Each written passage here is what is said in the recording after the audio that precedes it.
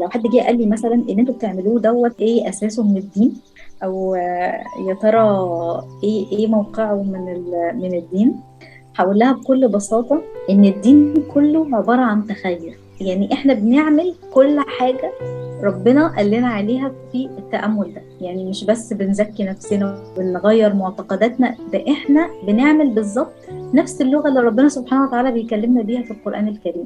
60% من الآيات القرآنية هي عبارة عن تخيل. طب يعني ايه الكلام ده؟ يعني ايه الدين كله تخيل؟ لما الرسول صلى الله عليه وسلم بيقول لنا في الحديث، انا مش حافظه النص بتاعه بس فيما معناه ان وانت بتتوضي استشعري ان الذنوب بتنزل من ايديكي، واستشعري ان الذنوب بتنزل من عينيكي، استشعري ان الذنوب بتنزل من فمك ومن ودانك ومن رجليكي. طيب هل فعلا انا شايفه الذنوب دي وهي بتنزل؟ لا، انا مش شايفه حاجه. الحديث كله بيحفز عندنا التخيل. ليه؟ علشان يخليكي حاسه بحلاوه الوضوء، عشان يخليكي حاسه قد ايه هو مفيد وقد ايه بينزل سيئات مننا كتير جدا اثناء الوضوء. اثناء رمي الجمرات مثلا في الحج، هل احنا لما بنقف قدام الحيطه كده ومعانا جمر صغير وبنقعد نرميه وقدامنا حيطه، بتلاقي الناس بترمي بكل قلوبها وتقعد تكلم الشيطان كانها شايفاه قدامه بالظبط؟ هل فعلا في شيطان قدامها؟ ما بنكونش شايفينهم، هي مجرد حيطه. بس تخيلي لو انت ما تخيلتيش الشيطان قدامك، هيبقى الموضوع ما فيهوش اي مشاعر خالص. الناس من كتر ما هي بتبقى محموقه بتقعد تتكلموا كانها شايفه الشيطان قدامها. ده انت اللي خلتني اعمل كذا، انت اللي خلتني اعمل كذا، وبيقعدوا يرموا عليه الجمرات. هي الموضوع كله فيه تخيل علشان نستشعر جمال هذه العباده. لما مثلا الايات القرانيه، في ايات لا تعد ولا تحصى في وصف النار ووصف الجنه. وانت بتقري الايات دي بتقعدي تتخيلي الجنه ولا لا؟ بتقعدي تتخيلي النار، اهل النار عاملين ازاي ولا لا؟ بنقعد نتخيلهم، صح؟ في الحديث عن الرسول عليه الصلاه والسلام بيقول لنا ايه؟ الجنه فيها ما لا عين رأت ولا اذن سمعت ولا خطر على قلب بشر. مين فينا لما سمع الجمله دي ما عادش غمض عينيه كده وقعد يتخيل الجنه دي عامله ازاي؟ ده ايه ده؟ في حاجات اكتر بكتير من اللي انا ممكن اشوفها في الدنيا. في حاجات انا ممكن ما اقدرش اتخيلها في الدنيا موجوده هناك في الجنه. ربنا والرسول صلى الله عليه وسلم في كثير من الايات والاحاديث بيحثونا على التامل وان احنا نتخيل ونشطح بدماغنا ونقعد نتخيل حاجات هي مش موجوده على ارض الواقع. فلغه التخيل دي اللغه اللي هي خاطب الله بها الانسان في القران. طب ليه ربنا دايما بيحفز عندنا حته التخيل؟ عشان يخلينا ندرك الحاجات اللي احنا ما نقدرش نشوفها في الحقيقه. لان احنا كلنا بنبص على حاجات في الحياه الماديه، في عوالم تانية أكتر بكتير أوسع من العالم المادي اللي إحنا عايشين فيه. فعلشان يخلينا نتواصل مع العوالم التانية لازم نستخدم موضوع الخيال ده. فربنا عايز يخاطبنا بلغة التخيل علشان نشوف الحاجات اللي مش موجودة في العالم المادي بتاعنا ومش موجودة في الحقيقة بتاعتنا،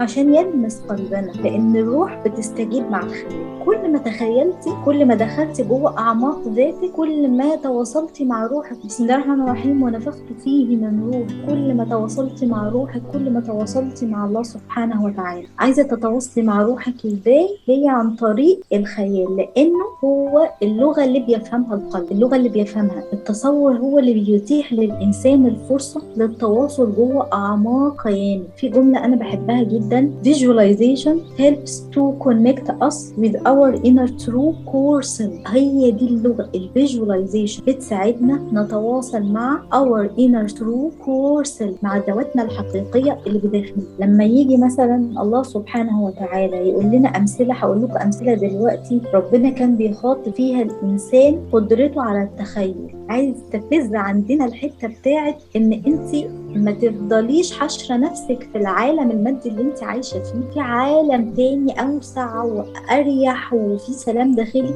كبير جدا مش موجود هنا في الدنيا. بسم الله الرحمن الرحيم في سورة التوبة: أعوذ بالله من الشيطان الرجيم.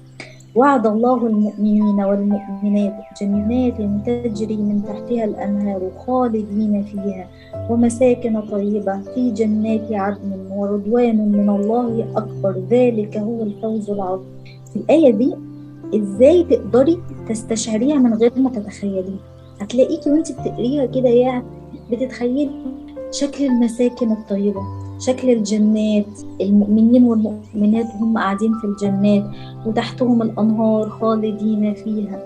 ايه الدليل كمان ان ربنا بيخاطبنا في القرآن بلغة التخيل؟ بسم الله الرحمن الرحيم: إن المتقين في جنات وعيون ادخلوها بسلام آمين. ونزعنا في صدورهم من غل إخوانا على سرر متقابلين لا يمسهم فيها نصب وما هم منها بمخرجين. نبئ عبادي أني أنا الغفور الرحيم وأن عذابي هو العذاب الأليم. مين فينا وبيقرا الآية دي ما عادش يتخيل شكل السرر المتقابلة، أسرة متقابلة، والمؤمنين نايمين وقاعدين ممددين لازم ربنا يخاطب فينا حتة التخيل. 60% من آيات القرآن الكريم ربنا بيخاطب فينا الجزئية بتاعت التخيل، بيخاطبنا عن طريق الخيال. في سورة الزمر كمان إيه الدليل إن ربنا بيخاطبنا عن طريق هذه اللغة؟ وأشرقت الأرض بنور ربها ووضع الكتاب وجيء بالنبيين والشهداء وقضى بينهم بالحق وهم لا يظلمون. تخيلوا الآية جمالها لما تحسي وأشرقت الأرض بنور ربها، كأن الأرض دي كان كلها كتلة كده من الظلام، وربنا لما تجلى بنوره بقت الأرض دي مليانة نور، نور فوق نور، نور على نور، وإن ربنا بيملى الدنيا كلها. فإحنا بنستغل هذه المهارة اللي ربنا خاطبنا بيها في القرآن، بنستغلها في التأملات اللي أنا بعملها لكم دي. لما حديث الرسول عليه الصلاة والسلام بيقول لنا تفاءلوا بالخير تجدوه، الحديث ده كل ما أي حد يقراه بيديله أمل، بيحسسه بتفاؤل. لما الواحد مثلا تكون قاعدة والدنيا مقسمة معاها جدا وفي سيناريو صعب وفي ضائقة شديدة، تقرأ الحديث ده، أنا لما بتخيل فبعمل إيه؟ بتخيل إن أنا خلاص أنا دلوقتي الضائقة المالية دي اتفكت، وإن ربنا هيكتب لي الخير وهيعوضني. حاسة مثلا وأنا متضايقة إني مثلا مش متجوزة فربنا يرزقني وإن أنا هتجوز. التفاؤل بيخليكي تروحي تتخيلي السيناريوهات الكويسه، تتخيلي افضل سيناريو ليك، تتخيلي ان انت قاعده وخفيتي من المرض او من الوجع اللي فيك، ان انت مشكلتك اوريدي اتحلت. هو ده التفاؤل. طب تخيلوا معايا بقى لو احنا ما عندناش الجزء بتاع التخيل ده، هنطبق الحديث ده ازاي؟ هنطبقه ازاي؟ مش هنعرف نطبقه اساسا. مش هتعرفي تتخيلي ايه، تحسي بالتفاؤل، مش هتعرفي تحسي بالامل لو انت ما عندكيش القدره على انك تتخيلي السيناريو الافضل، او تتخيلي ان المشكله اللي انت فيها دي هنفضل نستك في المشاكل اللي احنا فيها وفي الاوجاع اللي احنا فيها. فالجزئيه اللي مسؤوله عن الخيال اللي في مخي دي لو مش موجوده، انا كنت زماني تعبت جدا جدا، ومش هقدر استوعب ابدا الحديث ده، ولا هعرف انفذه اللي هو تفاءلوا بالخير تجدوه، ولا هعرف اساسا افهم نص ايات ربنا في القران. فاحنا بنستخدم التاملات دي، قدره التخيل دي ربنا اداها لنا اوريدي، فاحنا عايزين نستغلها في ان احنا نطور ذاتنا ونزكي انفسنا. فالتاملات اللي بنعملها دي من ضمن الفوائد العلميه بتاعتها بنخلق حاله نفسيه جديده للتشافي، سواء الجسدي او النفسي. يعني الكلام اللي احنا بنقوله ده مش بيغير بس افكارك، ده ممكن يسبب كمان تشافي جسماني ليكي لامراض انت بتعاني منها في جسمك، تلاقيها مش وجعاكي بعد كده. مجرد تغيير الافكار والمعتقدات اللي في دماغك ده مش هيحسن نفسيتك بس، زي ما قلنا ليه تاثير نفسي رهيب، ليه كمان تاثير وتشافي جسماني. امتى يحصل التشافي الجسماني او النفسي ده؟ لو انت بتستخدمي مهارة التخيل دي عشان تحقق هدف معين. الخيال المفيد ان هو بيحفز وبيقوي الجهاز المناعي. يقولوا لي طب ازاي؟ عملوا دراسات متعددة كتير بتثبت ان الخلايا بتاعة الجهاز المناعي بتقوى جدا لو الواحد مارس تأملات فيها خيال بصفة مستمرة ودائمة وبتعليمات معينة، مش بطريقة عشوائية. وجدوا ان في باحثون في الدنمارك عملوا تجارب على عدد من الطلبة الجامعيين، ان اجهزتهم المناعية اصبحت عالية الفاعلية لانهم كانوا بيمارسوا الخيال بصفة مستمرة. وجدوا زيادة في نشاط الخلايا القاتلة الطبيعية اسمها natural killer cells، فدي لقوها زادت بصفة بطريقة يعني تدعو الباحثين كلها على الانبهار. في دكتور مشهور قوي قعد يتتبع 159 حالة كان عندهم مرض سرطان، كلهم كانوا بيعانوا من مرض السرطان، وكان في مراحل عالية جدا جدا من المرض، وكل الدكاترة قالوا انتوا غير قابلين ان انتوا يعني تشفوا وهتعيشوا اكثر حاجة عام.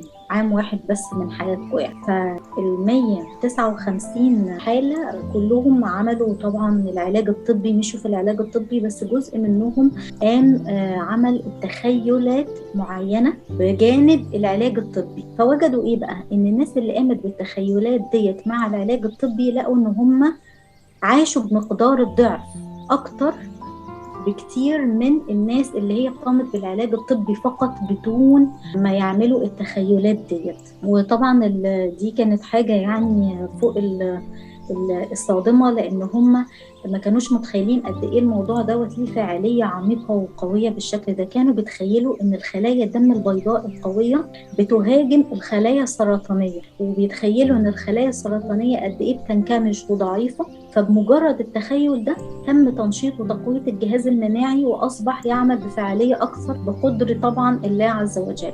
أكيد اللي بعد كده اللي أنا عايزة أتكلم إن المخ مش بيعرف يفرق بين الحياة الواقعية وما بين الخيال، ما بين الحاجة اللي الإنسان بداعها في خياله وما بين الأحداث الواقعية اللي حصلت على أرض الواقع. تقولوا لي طب إزاي؟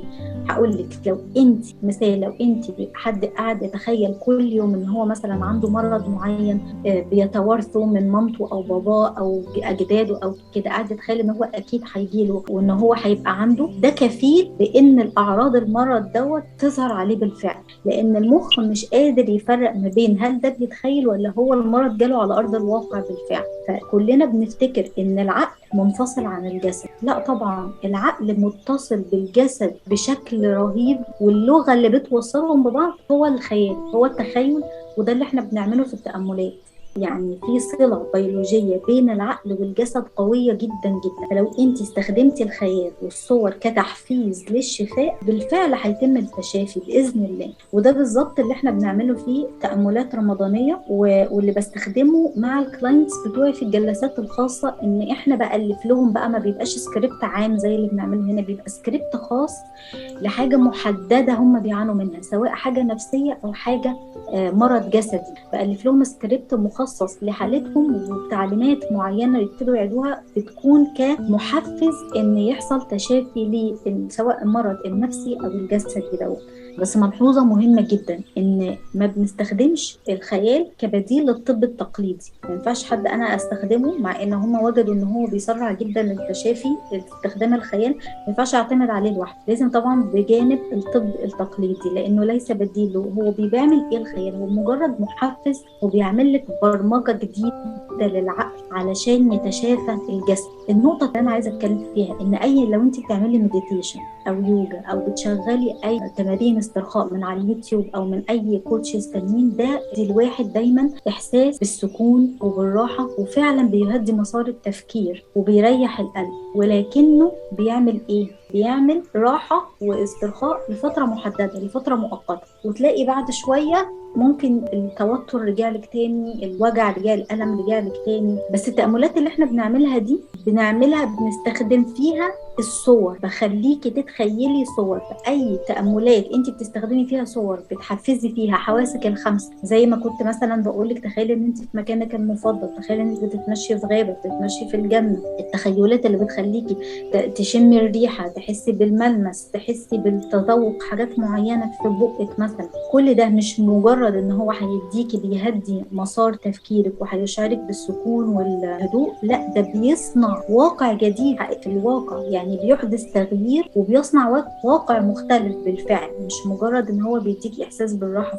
فانتبهي للنقطة دي غاية في الأهمية لما تيجي تستخدمي اي تأمل. لو عرفتي تمزجي التخيل مع التأملات أو المديتيشن أو اليوجا أو أي حاجة بتريحك، فأنت كده وصلتي يعني زي ما بقولك اكستريم في التغيير عامة. يعني إن هو أنت المشاهد الذهنية الجديدة دي كأنك بتضغطي بالظبط على زر التحفيز للتغيير الإيجابي اللي أنت محتاجاه. لما بنيجي نستخدم الاسترخاء والتأملات دي وسيلة جدا عشان تهدي أفكار، عشان تعرفي بعد كده تفكري في حكمة في في مشاكلك، وعلشان بعد كده تعرفي تجدي حل لمشاكلك. ولكن انتبهي، ما تستخدميش التأملات والخيال علشان تهربي من الواقع بتاعك، عشان في ناس كتير جدا من كتر ما عجبهم جدا التخيلات اللي بقدمها لهم أصبحوا أدمنوها وبقوا يدخلوا فيها كل ما يحسوا بأي مشاعر سلبية أو أي وجع أو أي حزن، وبقوا يهربوا من الواقع بتاعهم. دي فقط بنستخدم التأملات علشان تديكي هدوء شوية في مسار التفكير، وبعديها تعرفي تفكري بحكمة انك تحلي ازاي مشكلتك، وليس من ان انت تهربي من مشاكلك. انتبهي للنقطة دي أرجوكي. النقطة الأخيرة، اللي بيمرن نفسه باستمرار على الاسترخاء وبيعمل التأملات بصفة منتظمة، ده هيساعدكم جدا جدا على المدى البعيد ان انتوا تعرفوا تخشعوا في الصلاة. شوف سبحان الله، يعني هتعرفي تركزي اكتر في المعاني بتاعت الصلاة اللي بتقوليها. والناس اللي بتعرف تخشع في الصلاة وبتوصل لدرجات عالية جدا في الخشوع من الصلاة، بيعرفوا بسهولة قوي يعملوا التأملات والتخيل. والعكس صحيح، لو انت ما بتعرفيش تخشعي في الصلاة، مارسي التأملات بصفة منتظمة، هتلاقي ده ساعدك بعد كده هو ان انت ايه ده، انت ما بقاش عقلك بيشت كتير وانت في السجود وانت في الركوع وانت بتقول مثلا الفاتحة او كده، هتلاقيكي اكثر تركيز. سبحان الله، الصلاة ربنا خالقها اساسا عشان يبقى هو التأمل، هو عشان يفصلنا عن العالم المتعب الموتر اللي احنا بنعيش فيه. فاحنا للأسف ما بنعرفش نمارس الخشوع، فبنعمل زي يوتيرن كده، نتدرب على التأملات علشان نعرف نعمل الخشوع بسهولة. بس سبحان الله، هو ربنا خلقه في ديننا من آلاف السنين التأمل ده، وان الواحد بيوصل لأعلى درجات الاسترخاء المفروض بمجرد ان هو يدخل في الصلاة. سبحان الله، ربنا أمرنا بيها من غير ما نلجأ بقى لجلسات ومديتيشن وكلاسز يوجا والحاجات دي كلها. أتمنى بفوائد التأمل فادتكم، وتكون يا ربنا ينفعكم بيها، ويكون حافز ليكم بأن أنتوا تكملوا التأملات إن شاء الله، سواء معايا أو مع أي حد تاني.